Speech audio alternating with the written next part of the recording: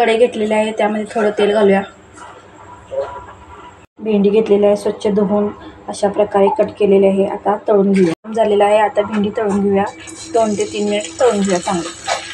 2 ते 3 मिनिट भेंडी तळून झालेली आहे. आता एका प्लेटमध्ये काढून घेऊया आणि थोडं कढईमध्ये 2 चमचे तेल ठेवलेलं आहे. आता त्यामध्ये 1 चमचा जिरा घालूया.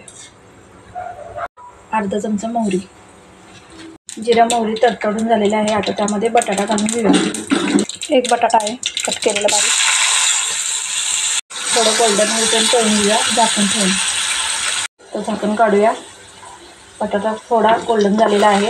आता त्यामध्ये किसून घेतलेलं आलं अर्धा चमचा घालून घेऊया आणि थोडं परतूया. 2 ते 3 हिरव्या मिरच्या घालूया आणि थोडं परतून घेऊया. आता त्यामध्ये कुटून घेतलेला धना 1 चमचा घालून घेऊया आणि थोडं परतून घेऊया. आता त्यामध्ये भेंडी घालून घेऊया. मिक्स करून घ्या चांगलं. हिंग 1 छोटा चमचा, हळद 1 छोटा चमचा, गरम मसाला 1 छोटा चमचा. थोडं चांगलं परतून घेऊया. चवीनुसार मीठ घालूया. दुसऱ्या एका छोट्या कढईमध्ये 1 चमचा बेसन भाजून घेऊया. बेसन चांगलं भाजून झालेलं आता एका प्लेटमध्ये काढून घेऊया. भाजलेल्या बेसनमध्ये 1 चमचा लाल तिखट घालून घेऊया आणि चांगलं मिक्स करून घेऊया.